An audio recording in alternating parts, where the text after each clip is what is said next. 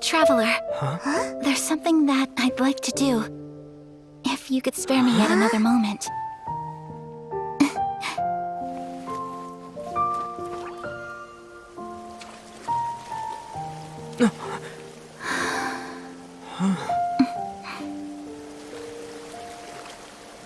Please, keep your eyes on me.